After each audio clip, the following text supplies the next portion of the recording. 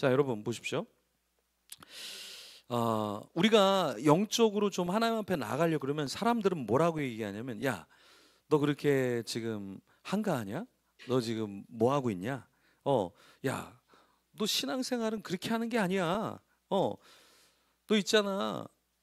너 믿는다는 게 뭔 줄 알아? 너처럼 믿는 건 아니야. 오히려 우리가 믿는 사람들 속에 있으면서도 우리가 어떻게 되냐면, 나는 외치고 싶은데 주위의 사람들은 뭐라고 얘기냐면은 침묵하라, 이렇게 얘기를 한다라는 거예요. 참 신기하죠. 네, 그죠? 여리고성이 무너질 때 어떻게 무너졌죠?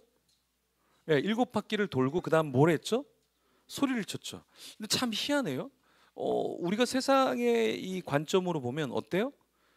뭐 도는 게 뭐가 대단해요? 뭐가 대단해? 그리고 마지막에 와 하고 소리친다고 어떻게 여리고성이 무너질 수가 있겠어요? 근데 하나님은 그 백성들에게 뭐라고 얘기했냐면, 잠잠하지 말고 마지막에 함성을 한번 소리를 치라 얘기를 했어요. 근데 그 소리가 어떻게 되냐면 무너지게 만들었다라는 거예요. 여러분, 여리고성이 무너졌던 건 어떤 전쟁이나 전술이 아니라 그냥 도운 거예요. 그리고 마지막에 소리를 친 거예요. 근데 그 소리가 결국에 그 성을 무너뜨리게 했고 그 군사들을 겁을 먹게 할 수밖에 없었다라는 거예요. 바디메오가 막 소리쳤어요. 그때 사람들은 뭐라고 얘기냐면, 야, 그렇게까지는 소리치지 마. 너 그렇게 한가해?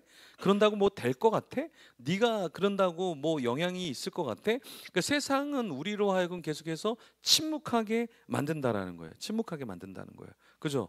여러분이 뭔가 섬기잖아요. 그러면 또 그게 섬김이냐? 여러분이 막 성경 읽잖아요. 뭐 너는 성경만 읽느냐? 여러분이 막 열심히 전도하잖아요. 그럼 너는 생애는 돌아보지 않고, 네 삶은 돌아보지 않고, 뭐 전도만 열심히 하느냐? 성경만 열심히 하느냐? 뭐 5만 가지 소리가 여러분 다 들려옵니다. 근데 그 5만 가지 소리를 다 맞춰서 살아봐요. 그럼 어떻게 돼요? 아무런 삶이 사라지지 않아요. 오히려. 그래서 우리는 어떤 삶을 살아야 되냐면, 침묵하라 그러고 뭔가 너는 왜 인생을 그렇게 사느냐라고 이야기할 때 그 말을 다 듣는 게 아니라, 주님이 나에게 무엇을 원할까? 난 주님에게 어떤 소리를 외쳐야 될까? 나는 어떤 목소리를 내야 될까? 그 부르심에 따라서 살아가면 된다라는 거예요. 그렇죠? 제가 이번에 세례 요한이 외쳤던 광야를 다시 또 가봤는데요. 여러분, 그 요르단의 지형이 평균적으로 이렇게 해발 900m 정도 높은 곳에 있어요. 그런데 세례 요한이 살았던 터는 마이너스 지형이에요. 그러니까 마이너스 한 300, 400 정도 되는 좀 낮은 지역이에요. 사해 바다랑 굉장히 가까이 있는데, 어떠냐면 그 낮게 있기 때문에 고온에 있으면, 높은 곳에 있으면 이게 습함이 좀 덜해요. 그리고 좀 날씨가 시원해요. 근데 세례 요한이 있었던 데는 가면, 지난번에도 갔지만 요번에는 제가 지난번에는 여름에 8월 달에 갔고, 요번에는 이제 4월 달에 갔잖아요. 4월은 봄이거든요, 거기도. 근데도 거기만 굉장히 더워요. 그러니까 다른 데는 이렇게 잠바를 안 입어도 되는데, 입거나 뭐 좀 추우면 입거나 뭐 그냥 편한 봄 날씨라면, 여기 세례 요한이 있던 터는 그냥 여름이에요. 4월 달에도 그냥 땀이 뻘뻘 나는 그냥 여름이에요. 그냥 여름. 세례 요한이 있던 그 곳은 굉장히 습하고 더운 지역이었어요. 근데 그곳에서 세례 요한이 무엇을 하냐면, 사람들이 거기 왜 모여 살겠어요? 그렇게 더운데 모여 있지 않은 광야잖아요. 근데 거기서 세례 요한이 목소리를 냈다라는 거예요. 목소리를. 그러니까 주의 길을 예비하기 위해서 회개하라라고 얘기하고 사람들에게 세례를 줬다라는 거예요. 그런데 그 목소리를 계속 내자 사람들이 모여서 공동체를 이루게 됐다라는 거예요. 그래서 세상 사람들이 볼 때는, 믿는 사람이 볼 때는 세례 요한의 삶은 바보 같은 삶이에요. 왜냐하면 아버지 사가랴가 제사장 가문이었고 자기는 공무원이 되는 그런 인물인데, 그걸 다 내려놓고 가서 광야에서 외치는 소리가 됐다라는 것은 그 사람들이 이해하지 못하는 삶이었죠. 근데 그 삶을 살았잖아요. 그렇죠? 바디메오도 지금 뭔가 나에게 있어서 예수님이 지나가기 때문에, 이 타이밍에 내가 외쳐야 되는구나 해서 외쳤는데, 그 외치자마자 사람들의 반응은 뭐냐면, 야, 잠잠해라, 조용해라, 침묵해라, 시끄럽다 라는 거죠. 그런데 그 외침을 멈추지 않았다라는 거예요. 그러자 예수님이 멈춰요. 그러면서 한 사람의 외침, 바디메오의 외침 앞에서 예수님께서 마가복음 10장 49절에 예수님께서 그를 부르라라고 이야기하셔요.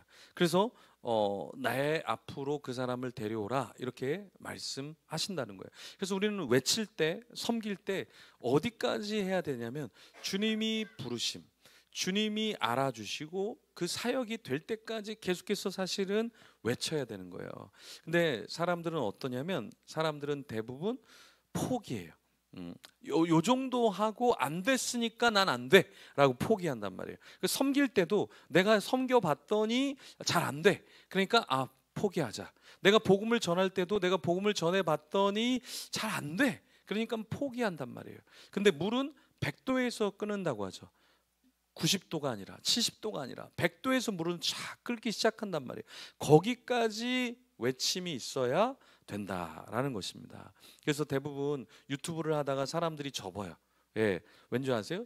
막 정성스럽게 만들었는데 아무도 안 봐줘, 아무도 안 들어줘. 그럼 어떻게 되는지 아세요? 대부분 사람들은 1년하고 2년하고 그만둔다는 거예요. 그만둔다는 거예요.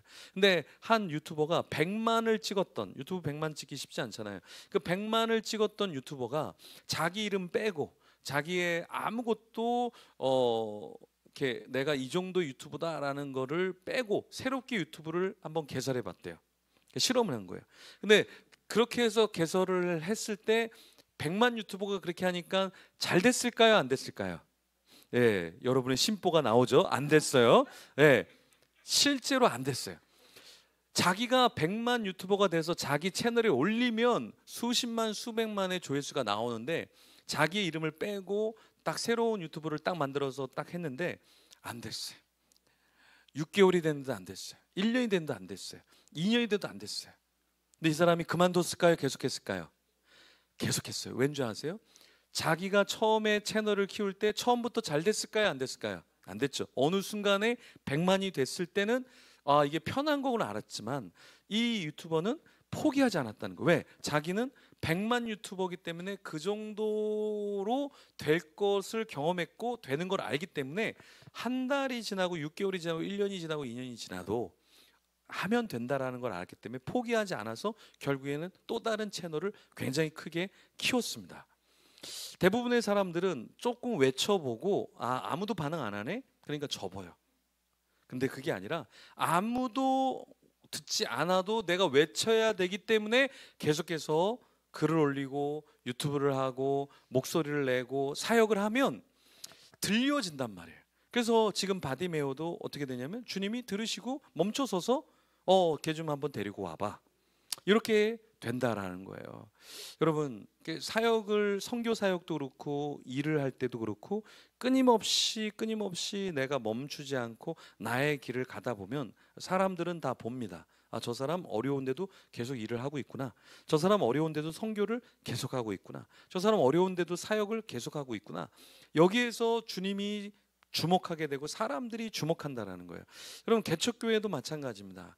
개척교회가 참 많이 개척을 하지만 코로나 전에는 100개 중에 3개가 살아남으면 교회가 굉장히 괜찮다라고 얘기를 했어요. 그런데 코로나 이후에는 100개 개척해서 1개 교회가 서나가기가 자립해 나가기가 굉장히 어려운 시기가 되어 있어요. 그런데도 그 개척을 하고 멈추지 않고 계속해서 그걸 하잖아요. 그럼 사람들은 사실은 다 보고 있어요. 저 교회는 너무 사람이 없는데, 재정이 없는데, 사역이 없는데, 근데도 그걸 계속한다고? 이게 오히려 사람들에게 충격이 될 수 있어요. 그러면 주님이 보실 때는 어떠냐면, 쟤는 몸이 안 좋은데도 목회를 하네. 쟤는 재정이 안 되는데도 선교를 하네. 쟤는 사람들이 도와줄 사람이 없는데 계속하네. 어유 대단하네. 이게 사실은 은혜가 된다는 거예요. 은혜가 된다는 거예요. 힘들고 어렵게 그것을 꾸려가는 게 결국에는 작품을 만든다는 거예요. 하나님의 작품을 만드는 거예요.